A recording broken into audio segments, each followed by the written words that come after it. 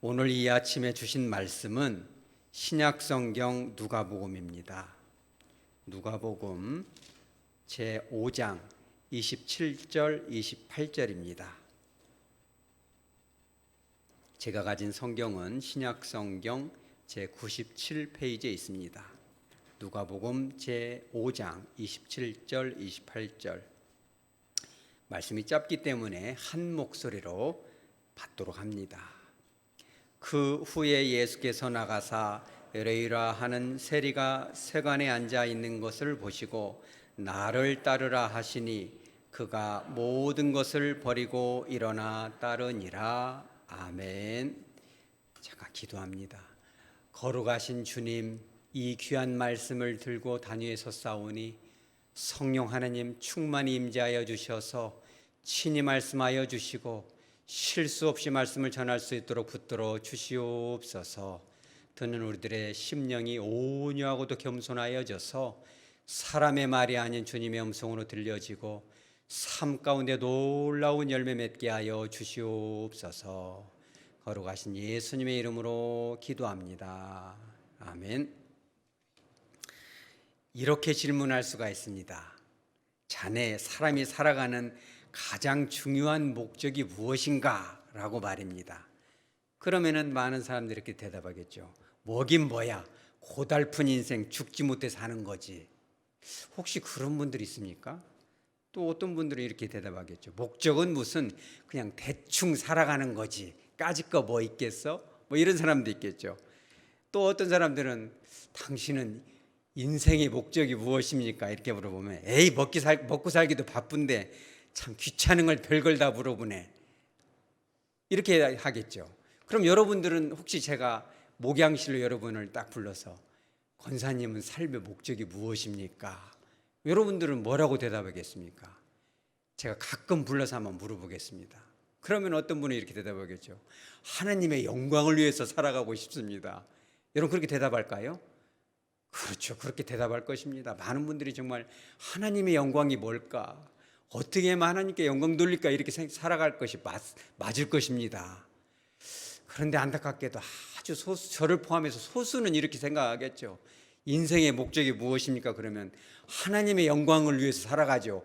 말은 그렇게 하는 것입니다. 그렇지만 마음속으로는 솔직히 그러지 않습니다. 말은 안 하겠죠, 목사님한테. 저도 제 자신에게는 말 안 합니다. 아이고, 그냥 원 없이 돈이나 한번 벌어보면 좋겠네.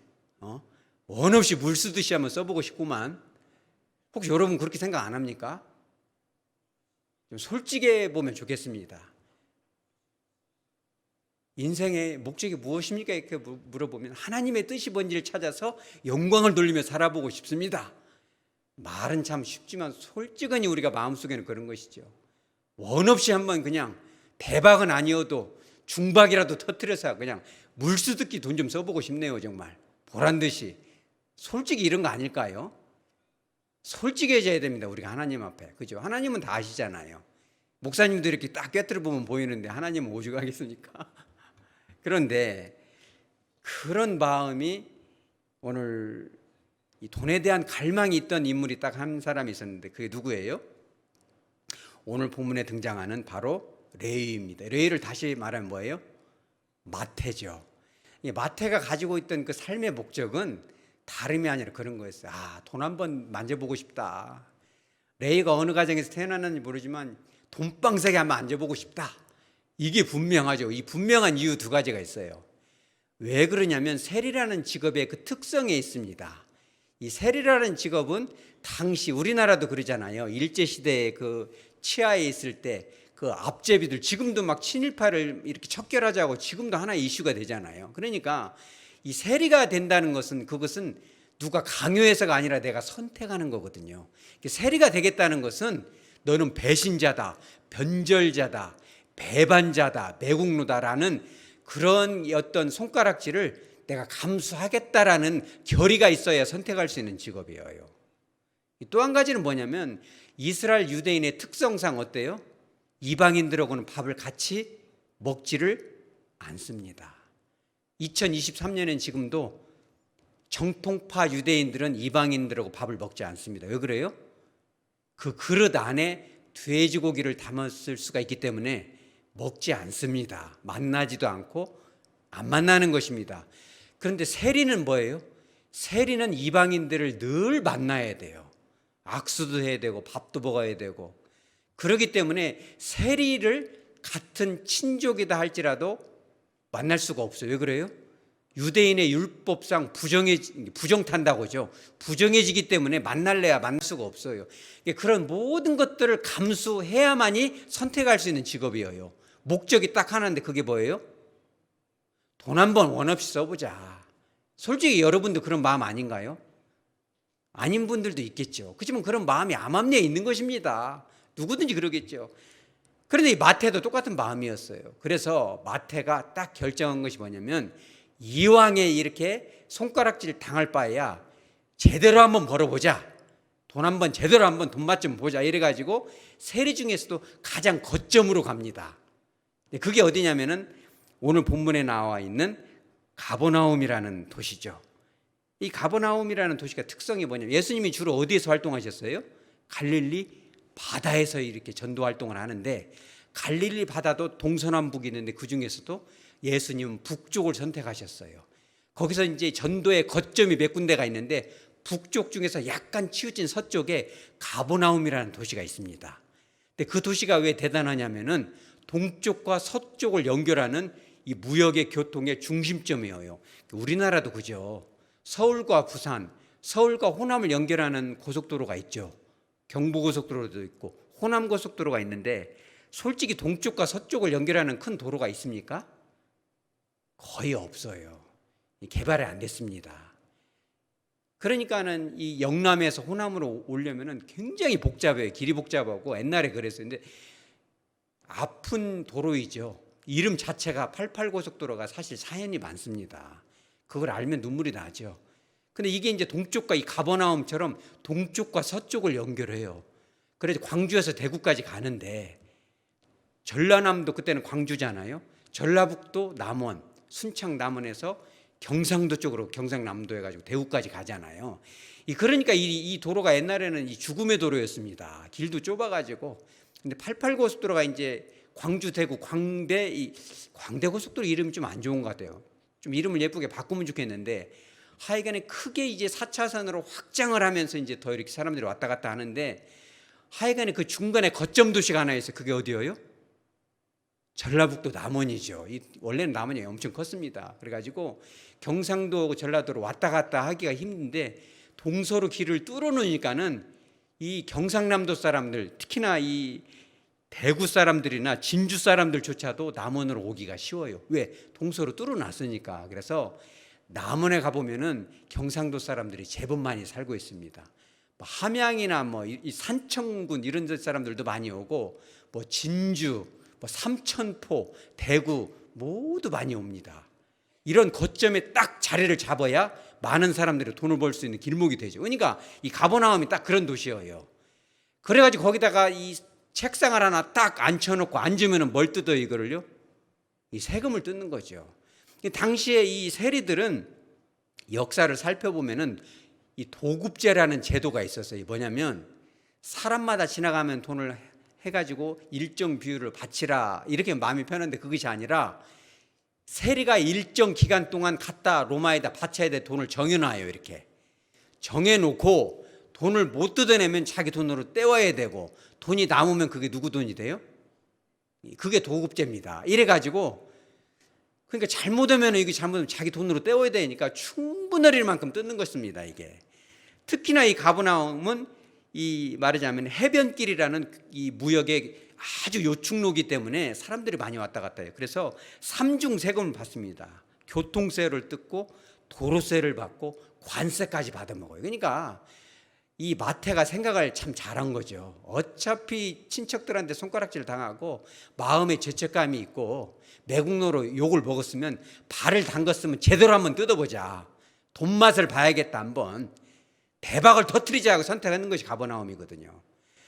그래가지고 돈이 들어오니까 막 너무너무 기분이 좋은 거예요. 이런 것 같으면 기분 좋겠어요, 안 좋겠어요? 그냥 주머니가 두둑해야 어디도 가는 것입니다. 여러분들 해보면 알아요. 주머니에 돈이 없으면요 밥 얻어먹기도 창피합니다. 얻어먹을 망정 주머니에 돈이 있어야 떳떳하지, 내가 안 사는 거지, 살 수는 있지만 안 사는 거야, 이렇게 하는 거하고, 사고 싶어도 살 돈이 없으면은요 어디 못 나가는 것입니다. 이게 돈 중요하거든요. 그러니까 이 마태가 주머니가 두둑하니까 기분이 좋죠. 욕먹는 것은 귀로 들어도 안 해. 욕을 하면 해라. 그런데 이 마태 특성상 기질이 내성적이에요. 그런 직업을 선택한 배경은 모르겠지만은 돈이 이제 들어다 보니까 마음에 뭐가 와요? 죄책감이 옵니다. 이 사람이 내성적이고 순수하고 마음이 따뜻한 사람인데, 이 돈을 뜯다 보면 사람들이 없는 거를 뜯으려면 사람이 울고불고 하면 그걸 보면 마음이 안 좋잖아요. 어느 순간부터는 마음에 굉장히 괴로운 상황이 옵니다. 그죠? 돈이 이제 조금 있다 보니까 더 소중한 가치에 대해 생각하게 돼요. 양심의 가책이 느껴지고, 다른 사람들의 손가락질하는 것은 견딜 수 있는데 내가 내 자신을 용납하기가 어려워요. 잠이 안 옵니다. 어쩌면은 50대가 돼서 갱년기가 온지도 모르겠어요. 여자들 갱년기도 무섭지만 남자 갱년기 진짜 무섭습니다. 이게 어디로 튈 줄 모릅니다. 일탈하는 것입니다. 차라리 그런 때 철들어서 예수님을 만나면 얼마나 좋겠어요. 마태는 선택을 하는 거죠. 예수님이 그런데 27절에 중요한 단어가 나옵니다. 레위라 하는 세리가 세관에 앉아 있는 것을 어떻게 하셨다? 예수님이 보시고라는 단어가 나옵니다. 보시고. 이 보시고라는, 이 보다라는 단어가 이 그리스어에는 두 가지가 있는데, 그냥 물리적으로 그냥 딱 보다, 이런 일반적인 단어는 호라우라는 단어이고, 아주 유심히 보다, 아주 관심을 갖고 보다, 그러면 그 단어가 데아오마이라는 단어예요. 여러분들도 그러지 않나요? 여성들도 그러잖아요. 여성들도 이렇게 이제 예쁜 옷을 입으면, 남자들은 그런 것이 별로 없는데 여자들은 관심이 많잖아요. 패션 같은데, 텔레비에 어느 연예인이 예쁜 옷을 입었는데 교회에 딱 보니까 어떤 집사님이 그 옷을 입고 왔는데 너무너무 마음에 드는 거예요. 근데 그 옷을 살 수 있어요, 없어요? 살 수가 없죠. 그걸 사면 아이고 아무개 권사가 누구 따라 샀네 이럴 거 아니겠어요. 그러니까 내가 먼저 샀어야 되는 건데, 그냥 그 옷을 입고 오면 아이고 저것이 어떻게 선수쳤네, 내가 먼저 사는 것인데. 그러니까 권사님들 그거를 쫙 주목해서 보는 거야. 너무 아깝다, 다음에는 내가. 남자들도 그런 마음이 있습니다. 주목하다라는 그런 거예요. 아주 관심을 가지고 쳐다본다. 그것이 좋은 것이든 안 좋은 것이든 주목하여 본다는 단어가 바로 데아오마이라는 단어인데, 예수님이 세관에 있는 마태를 어떻게 했다? 그렇게 봤다는 거예요. 예수님이 사실은 이 성경학자들은 이 가버나움에 있는 이 책상, 이 세관을 한 번만 지나간 것이 아니라 늘상 지나가셨다, 자주 지나가셨다라고 성경학자들은 대부분 다 동의를 해요. 근데 예수님이 여기서 데아오마이, 마태를 유심히 봤는데, 여러분 생각할 때 한 번 딱 본 것 같아요? 아니면 지나갈 때마다 본 것 같아요? 그죠? 성경학자들은 그렇게 얘기합니다. 예수님은 마태를 늘 지나갈 때마다 주목하여 봤다. 그럼 마태는 어땠을 것 같아요? 예수님을 봤을 것 같아요? 안 봤을 것 같아요? 마태도 예수님을 봅니다. 왜 그러냐면, 사람들이 마태한테 물어보겠죠. 자네는 뭘 때문에 인생을 사나? 그러면 옛날에는 그렇게 대답했죠. 돈이나 원 없이 벌라고 이거 하지, 뭐 욕먹는 것은 아무것도 아니야. 그런데 어느 순간부터는 자기가 자기 자신한테 물어봅니다. 내가 인생의 목적이 뭘까? 여러분들도 집에 가서 물어보세요. 내가 무엇을 위해서 살아가는가? 내가 교회 다니는 목적은 무엇인가? 교회 안에서 내가 해야 될 일이 과연 무엇인가? 여러분 분명하게 물어보시기 바랍니다. 마태가 스스로 물어볼 때 할 말이 없어요. 내가 이렇게 살아서야 되겠는가? 인생 한 번 살다 가는데 어디로 갈 건지도 중요할 뿐만 아니라 어떠한 모습으로 주님 앞에 설 것인가를 생각하니까 마음이 너무 괴로운 거예요. 근데 어느 날부터 주님이 지나갑니다. 주님도 살짝 자기를 보고 지나가는데 자기도 그 눈을 봅니다. 근데 예수님이 자기를 보는 눈빛이 사실은, 여러분들도 혹시 그런 눈빛 봤어요? 경멸하는 눈빛. 여러분 교회 안에는 그런 눈빛이 없으시기 바랍니다. 예수님이 나를 볼 때 혹시 경멸하는 눈빛으로나 보지 않을까? 그죠? 나 같은 세리, 죄인 중에 죄인인데, 그때 당시에 이 기생들이나 죄인들, 더러운 자들하고 동급으로 취급이 됐거든요. 죄인 중에 최고의 죄인은 세리였는데, 예수님의 눈빛을 살짝 눈치를 보니까 엄청나게 따뜻한 눈빛으로 자기를 본 것을 기억을 하는데, 어느 날 또 싹 지나가는데 제자들, 그 물고기 비린내 나는 제자들로 지나가는데 그 제자들의 호방하게 웃는 그 막 깔깔깔깔 웃는 그 행복한 웃음소리를 들어보니까, 나도 여기 앉아 있을 게 아니라 저분 따라가고 싶은데 그런 마음이 마음에 어느 순간부터는 자라나기 시작해요. 그런데 그 마음 속에, 여러분들도 그 젊은 시절에 연애라는 걸 한번 해보셨나요?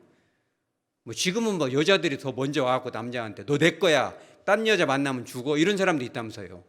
대통령 부인도 뭐 그랬답니다. 이거는 뭐 다 나왔으니까 하는 얘기입니다만, 뭐 그런 분도 다 있대요. 옛날에도 그랬답니다. 그런데 옛날에는 이제, 지금은 시대가 바뀌었으니까 뭐 너 딴 여자 만나면 죽어 이러지만은, 옛날에는 남자들이 주로 그렇게 하잖아요. 그러니까 사랑을 고백하고 싶어도 제일 두려운 감정이 뭔지 알아요? 이 거절감이잖아요. 이 사람이 거절당하는 거 되게 두려웁니다. 거절당할까 봐 말을 못 하는 거예요. 이 마태가 그랬는지도 모르죠. 예수님, 저도 예수님 따라가고 싶은데요. 그랬다가, 야 이놈아, 너는 안 돼. 너는 진짜 더러운 인간이잖아. 너도 알잖아, 네 자신을. 이런 소리 할까 봐 더 마음에 졸이죠. 마치 남자가 사랑한다고 고백하면 퇴짜 맞으면 어쩌지? 차라리 10번 찍어 안 넘어가는 나무 없으니까 한번 찍어보자. 욕 먹더라도 내가 한번 차지해보자. 저 여자의 마음을 얻어보자. 사랑을 고백해보자. 뭐 이랬는지도 모르겠죠, 마태가. 근데 마태는 내성적이라 말을 못하고 다 마음속에 그러죠. 이 돈, 이까짓 거 이게 다 뭐야. 한 번 사는 인생 떳떳하게 살아봐야 되는데, 주님 앞에 진짜 해야 될 일을 해야 되는데, 이렇게 살면 안 되는 건데, 다 마음속으로 주님을 바라보고 주님이 지나갈 때마다 마음은 벌써 따라가고 있죠. 근데 그걸 누가 봤어요? 예수님이 보신 거예요. 여기서 나온 데아 오마이는 바로 그거예요. 지나갈 때마다 주님이 보죠. 마음이 준비가 됐는지. 어느 순간이 딱 차니까 예수님이 보니까 됐다. 예수님이 저복저복 마태에게로 다가갑니다. 그죠? 마태 마음 어땠을까요? 너놈 자식 회개해야지. 그럼 내가 고백해야지. 이랬는지도 모르죠. 혼이 나더라도 주님을 내가 저 옷자락에도 잡아야겠다. 어떤 여자는 옷자락 잡고 병도 다 샀다며. 내 아픈 이 마음 좀 치료받아야 되겠다. 그러는지 모르죠. 예수님이 딱 했던 한마디가 뭐예요, 여러분? 21절에 나를 따르라. 여러분, 얼마나 귀한 말입니까? 나를 따르라는 말이 세상에 무슨 말이에요? 함께 가자. 남자 여자로 말하면 뭐예요? 함께 살자. 동반자가 되자. 컴패니언이 되자. 너는 나의 반려자다. 동물도 그러잖아요. 반려견. 함께 살아가는 동물이잖아요. 그러니까는 이 마태가 얼마나 마음이 좋아요. 예수님이 그 마음을 먼저 아시고 죄를 지적하지도 않고, 나도 내 자신이 용납이 안 되는데 예수님이 다 그 안에 끼워주니까 얼마나 기분이 좋아요. 그러니까 28절에 어떻게 행동이 나옵니까? 그가 좀 아까운 것은 가리고, 여러분도 그러지 않나요? 뭐 이렇게 주려고 하면, 뭔 선물을 줄 때도 제일 좋은 걸 주시기 바랍니다, 여러분. 아멘을 잘 안 하는 이유도 있습니다. 선물을 줄 때 저도 그럽니다. 제일 좋은 거 주면 저건 안 줬어야 되는데, 이런 것도 있잖아요. 좀 중자, 뭐 소자는 좀 그러니까 중자를 주지만 대자는 내가 써야잖아요. 그런데 이 마태는 어떻게 해요? 모든 것을 다 내려놓고 주님을 따라가는 거죠. 얼마나 그 기분이 좋았을까. 여러분, 그런 해방감을 누리시기 바랍니다. 세상에 살면서 마음에 있는 수치심, 남들이 나를 욕하는 것보다 더 무서운 거는요, 내가 내 자신이 용납이 안 되는 거예요. 자책이 되는 거죠. 스스로가 그렇게 얘기합니다. 너는 살아갈 가치도 없고 그런 욕을 먹어도 싸. 너도 알고 나도 알고 다 알잖아. 이렇게 얘기하는 거죠. 그런데 그 주님을 따라가는데 주님이 바라보는 그 눈빛만 봐도 마음속에 모든 것들이 다 물러가요. 모든 죄를 다 씻고도 남을 만한 그 주님의 그 따뜻한 사랑이 내 마음에 해방을 주는 거죠. 그러니까 이 레위 마태는 가만히 있을 수가 없어요. 주님을 바라볼 때. 여러분 같으면 주님이 이곳에 오셔가지고 이렇게 여러분들을 사랑해 주시고, 아까 우리가 예서를 같이 마음으로 이렇게 안고 안수해서 또 축복하며 기도했잖아요. 그런 기도에서 마음에 그런 걱정, 근심, 수치가 다 물러간다면 여러분 뭐 하겠어요? 배고플 때 배에서 쪼르륵 소리 나는데. 저 같으면 그럴 것 같아요. 제일 비싼 식당 가서 예수님 밥 한 끼 해드릴게요. 그죠? 이 레위 마태 29절에 그럽니다. 자기 집에서 뭘 베풀어요? 잔치를 베풉니다. 어떤 잔치? 큰 큰 잔치, 그죠? 29절에 큰 잔치를 베풉니다. 누구를 위해서? 예수님을 위해서. 이 마태는 그러죠. 이제부터는 나 자신을 위해서도 살아가지만 돈도 벌어야 되겠지만 이제는 조금씩은 예수님을 위해서 살아가자. 예수님이 원하는 게 진짜 뭘까? 그거를 위해서도 살아가야 되겠다. 그래서 벌인 것이 큰 잔치인데 사실은 하나가 더 있습니다. 29절에. 큰 잔치를 베푼 목적 두 번째가 뒤에 나와요. 누가 함께 앉았어요? 세리와 다른 사람이 많이 함께 앉았다. 이 세리라고 단수로 표현이 되어 있고 또 다른 사람이라고 표현되어 있지만 사실 마태복음 9장 10절에는 조금 다르게 표현이 되는데 제가 그냥 읽어드리겠습니다. 많은 세리와 죄인들이 왔다고 표현이 되어 있어요. 여러분, 모든 세리는 아닙니다. 마음에 그 죄책감은 그 돈만 벌면 되지 하고 다 온 건 아니었어요. 세리들 중에서도. 그러나 세리가 볼 때 자기처럼 마음을 앓고 있는, 마음 아래 하고 있는 그 동료들을 알았던 거예요. 얘들아, 너희들도 와. 이렇게 마음이 편한지 모르겠어요. 예수 한번 믿어봐. 참 예수님 앞에 나와봐. 다른 데서 울지 말고 하백교회 수요일날 나와서 주님의 제단 앞에 와서 울어봐. 슬프고 억울하지? 마음껏 한번 울어봐. 주님이 얼마나 나를 만나주고 그 해방감과 기쁨과 희열이라는 거는 말할 수가 없는 거야. 이렇게 얘기하니까 많은 세리들이 왔고 그 당시에 욕먹고 조롱받고 경멸받던 죄인들이 다 온 거예요. 그들이 마태복음 9장 10절에 어떻게 됐어요? 그의 제자들과 함께 앉아서, 그 죄인들이 누구와 함께 앉았어요? 예수님이 같이 앉도록 허락을 하신 거예요. 여러분, 그런 인생 사시기 바랍니다. 우리가 해야 될 일이 그런 거예요. 죄를 정해주고 이런 거는요, 검사들이 하는 일입니다. 저와 여러분이 할 일, 우리 하백교회가 앞으로 할 일은 그런 거예요. 많은 사람들을 경멸하고 아이고 저 사람 알고 봤더니 몹쓸 사람이더만. 여러분 그런 얘기 들어보셨어요? 그러면 여러분들 꼭 그렇게 얘기해 주시기 바랍니다. 그럴 이유가 있었겠죠. 알고 보면 그런 사람 아니랍디다. 참 좋은 점이 있답디다. 함께 앉아서 식사도 하고 위로해 주는 여러분 되시기 바랍니다. 여러분, 성령 하나님의 다른 이름 중에 파라클레이토스 무슨 말이 뜻인지 압니까? 그 뜻, 파라란 말이 이 곁에, 페리란 말이 곁에라는 뜻이잖아요. 곁에서 변호해 준다. 성령 하나님이 하신 일이 그거예요. 남들은 다 저 사람 몹쓸 사람이야, 알고 봤더니 그런 놈이더만, 이렇게 할 때 변호해 주는 분이 바로 성령 하나님이에요. 여러분, 성령 하나님 닮아가시기 바랍니다. 우리 하백교회 그렇게 하시기 바랍니다. 마태도 그랬어요. 마태도 자기 자신을 정죄했어요. 너는 죽어야 돼. 돈독이 올랐잖아. 네가 하는 건 돈밖에 없잖아. 어느 순간에는 주님이 그거를 다 치료해 주고 나니까 너무너무 좋은 거예요. 내가 앞으로는 이런 인생을 살아야지. 수치심으로 이런 정말 가슴 그 열등감으로 아파하는 이들에게 내가 주님을 소개하는 사람이 되어야지 라고 하면서 보통 잔치가 아니라 큰 잔치를 베풀어서 전도의 목적을 삼았던 첫 번째 사건이 바로 이거예요. 여러분 얼마나 놀랐습니까? 그런데 그런 마태의 전도가 거기서 끝난 게 절대 아니에요. 여러분, 마태를 여러분 주목 안 하죠. 신약 성경에서 누구를 제일 주목합니까?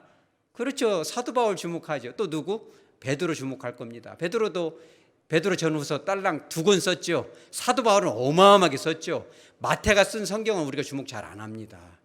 그러나 어찌 보면 가장 위대한 성경의 한 대목이 마태복음이에요. 마태가 마태복음을 쓰면서 처음에는 소외되고 아파하고 죄책감에 이렇게 잠을 못 잤던 그들, 수치로 떨었던 그들에게 전도를 했지만 나중에는 자기 자신을, 그들을 손가락질했던 유대인들에게도 사랑을 베풀고 너희들이 그렇게 무시했던 예수, 그분이 너희들이 영접해야 될 구세주고 주님이고 여호와인 거야 라고 증명하는 책이 무슨 책이에요? 마태복음입니다. 어마어마한 거예요. 그리고 이 마태는 자기가 과거에 가졌던 그 수치스러운 직업인 이 세리에 대해서 결코 감추지 않았어요. 여러분 그게 왜 그런지 아세요? 예수님을 만났던, 여러분 그런 거 있잖아요. 아내를 사랑하면 처갓집 뭐에도 절한다? 말뚝에도 절하죠. 여러분들도 그런 인생 사시기 바랍니다. 아내를 사랑해주고 아껴주고 보호해주고 또 남편은 아내는 남편을 또 존중해주고, 또 홀로 되신 분들은 주님을 남편 삼아서 늘 주님을 붙들고 이렇게 하시기 바랍니다. 그런데 바로 나를 소개해줬던 그 말뚝, 그죠? 이 마태도 그렇게 생각했는지 모르죠. 내가 정말 세리가 아니었다면 이 마음에 주님을 향한 갈망이 있었을까? 내가 그래도 세리여서 내 마음에 그런 죄책감이 있었기에 그래서 주님을 바라보았지, 세리가 아니었다면 내가 어떻게 주님을 만났을까? 여러분 그 증거가 있습니까? 그렇죠. 마태복음 우리 10장 2절 한번 볼까요? 띄워주시기 바랍니다. 마태복음 10장 2절에 보면 마태가 직접 기록을 했어요. 12제자, 12사도의 이름은 이러하니라고 마태가 기록했는데, 물론 이것은 하나님께서 마태를 통해서 기록하신 것입니다. 베드로라 하는 시몬을 비롯하여 쭉 쓰고 3절에 뭐라고 나와 있어요? 빌립과 바돌로메와 도마와 누구? 세리마태다. 12제자를 소개하면서 나머지 11명은 직업이 나오지 않고 이름만 나옵니다. 그런데 마태 스스로만 자기의 직업을 당당하게 보여주고 있어요. 뭐라고? 세리라고. 모든 사람들이 손가락질했던, 경멸받던 그 이름 세리, 그거를 여기다가 기록한 이유가 뭐예요? 그렇죠? 자기 자신의 이 수치. 여러분, 수치와 아픔과 상처는요, 주님께로 인도하는 축복의 통로인 것입니다. 여러분, 저와 여러분이 사람들이 알아줄 만한 그런 칭찬받는 직업, 떳떳한 직업, 존경받는 무슨 뭐 박사학위, 무슨 뭐 의리의리한 뭐 재산, 이런 것을 통해서 주님 우리를 쓴다고 생각하시면 안 됩니다. 그럴 것 같았으면 하나님께서 마태를 통해서 자기 직업, 수치스러운 직업인 세리를 여기다 기록하지 않았을 거예요. 하나님이 쓰시는 단 하나는 뭔지 아세요? 주님을 사랑하는 그 마음, 있는 그대로의 내 모습 그대로 나를 불러주신 그 주님의 자비와 긍휼, 여러분 그것이 중요한 것입니다. 저와 여러분도 주님 앞에 그렇게 아름답게 쓰임 받으시기 바랍니다. 목사님, 저는 뭐 제가 가진 것이 별로 없어요. 그러면 세리 마태 여기에 주목하시기 바랍니다. 그렇죠? 많은 사람들 앞에 떳떳하지 못하지만 그러함에도 불구하고 하나님께서 나를 주목하시고 나를 붙들어 주신다면 하나님은 위대하게 쓰실 거예요. 많은 사람들이 주님을 전할 수 있습니다. 우리가 뭐 성경을 기록할 수는 없지만 내가 쓴 편지와 내가 쓴 기록을 통해서 다른 사람들을, 그죠, 주님께로 인도할 수 있는 것입니다. 지난달에 이런 기사가 났었는데 참 마음이 아프기도 했습니다. 이 시대에 많은 육신을 치료하는 의사들이 있는데 우리나라에서 가장 큰 병원, 가장 메가 하스피탈이 어디예요? 서울 아산병원이죠. 거기서 정말 단 한 사람, 소중한 사람, 어느 소중하지 않은 의사가 있겠어요. 그러나 아무라도 할 수 없는 수술이 있어요. 그게 뭐냐면 대동맥 박리입니다. 이게 여러분, 대동맥 박리가 얼마나 두려운지 모르실 거예요. 저는 제 눈앞에 봤거든요. 제가 25살 먹었을 때, 지금으로부터 한 30년쯤 못 됐네요. CT 찍으러 갔어요. 제가 환자를 데리고 이 침대를, 그때는 막 초보 의사들이 막 환자를 데리고 다녔잖아요. CT실에서 환자가 배가 아프다고 사진을 찍는데 대동맥으로 지나가야 돼 피가 옆으로 새고 있어요. 그게 뭐예요? 대동맥 박리예요. 깜짝 놀랐어요. 저하고 이 엑스레이 기사하고 얼마나 기절 초풍을 뻔봤어요. 나는 그거를 책에서만 봤는데 대동맥으로 직선으로 내려가야 될, 경부고속도로처럼 가야 될 이 피가 이 88고속도로가 옆으로 팍 새는 거예요. 저는 누구한테 배우지 않았지, 이게 대동맥 터졌구나. 그래가지고 전북대병원에서, 그때가 1995년 여름에 더울 날씨인데 이 침대를 들고 뛰었어요. 제가 기사하고 뛰어야 된다고 뛰어가지고 응급센터 이제 막 거기까지 밀고 갔는데 가자마자 숨 떨어지더라고요. 여러분, 대동맥 박리 이렇게 무서운 겁니다. 터지면요 끝나는 거예요. 그런데 대동맥 박리 수술 잘 안 해줍니다. 왜냐하면 이게 손 대면 죽거든요. 왜냐하면 대동맥을 끊어야 되는데 그럼 숨이 멈추잖아요. 심장이 멈추기 때문에. 그런데 이 주석종이라는 교수님인데 이제 환갑 좀 넘었고 그분이 참 진짜 좋은 분입니다. 이분이 수술을 이제 서울 아산병원에서 흉부외과 심장센터를 했는데 한 3년 전부터는 대동맥 이 전담 센터를 만들어서 이분이 이 집이 바로 병원 옆에예요. 새벽에나 24시간 그냥 전화 오면 갑니다. 세상에 그런 의사가 어디가 있습니까? 그렇죠? 그런데 이분이 이 진료하고 가다가 그 길이 빨강불이 이제 무단횡단을 했지만은 길이 작기 때문에 차도 안 오고 그냥 쑥 지나가는데 그냥 트럭이 와서 쳐가지고 이제 돌아가셨는데 얼마나 마음이 아픈지 몰라요. 이분이 3년 전부터는 그 대동맥 질환 센터를 했는데 이 성공률이 몇 퍼센트인지 아세요? 98%까지 올려놨어요. 이 세계적으로 유례가 없습니다. 수술 방법을 연구하고 이분이 돌아가신 그 장례식장에 한 젊은 부부가 와서 흐느껴요. 막 울고 있어. 그래서 아들이 물어봤어요. 왜 울고 계세요? 많은 사람들이 울었는데 그래요. 제 남편, 젊은 남편이 이 대동맥이 터지려고 하는데 어느 병원에 가도 수술 안 해주니 수술하다 죽습니다. 손대고 싶지 않아요. 이랬는데 이 의사 조석준 교수가 그래요. 통계가 다 보고 확률이 다 뭡니까? 살려야지. 데리고 들어가 살렸어요. 할렐루야. 여러분 살리시기 바랍니다. 심장외과잖아요. 솔직히 심자가 무슨 심자입니까? 마음을 치료한 거예요. 그분이 수천 명 살렸습니다. 그분이. 그랬는데 제 마음을 울렸던 건 뭐냐면 그 아들이 주현영이라는 장남인데 저도 우리 아버지가 돌아가셨을 때 가서 이 아버지가 일하던 곳에서 정리를 한 적이 있는데 아들이 아버지 그 연구실에 가보니까 라면 봉투가 많이 있어요. 스프 봉투가. 라면 끓여 먹을 시간이 없으니까 그냥 생라면 갖다가 깨물어 먹은 거예요.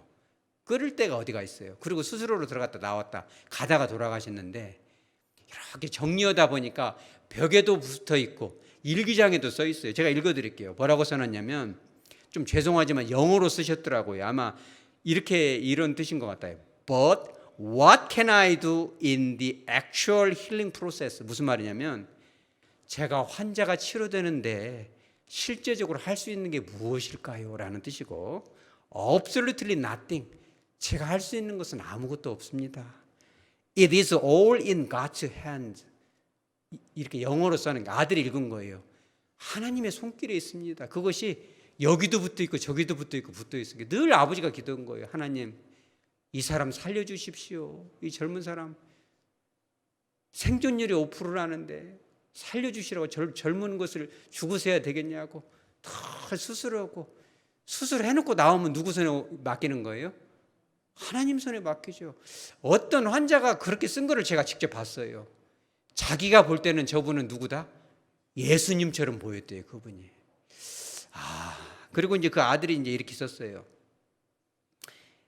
돌아가시기 얼마 전에 엄마한테 하는 얘기를 아들이 들었는데 이렇게 제가 그대로 읽어드릴게요.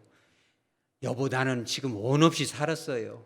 수많은 환자들을 수술해서 살렸고 여러 가지 새로운 수술 방법도 참 좋았고 하고 싶은 연구도 다 했고 쓰고 싶은 논문도 많이 썼어요.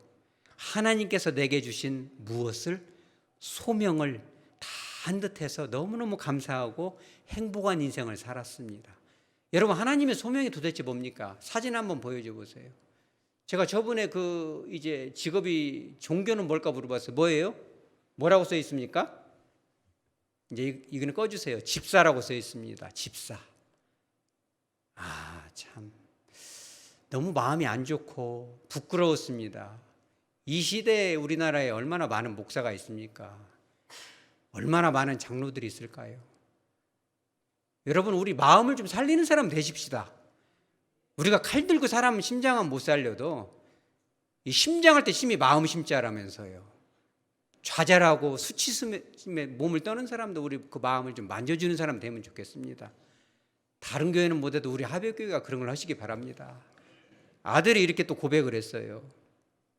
많은 분들이 저희 아버지를 누구보다 따뜻하고 우리 따라서 하죠. 따뜻하고 다시 순수한 이 두 단어를 아들이 썼더라고요. 주현영이라는 분이 우리 아버지가 누구보다 따뜻하고 순수한 가슴을 지닌 사람으로 기억해 주셔서 감사합니다.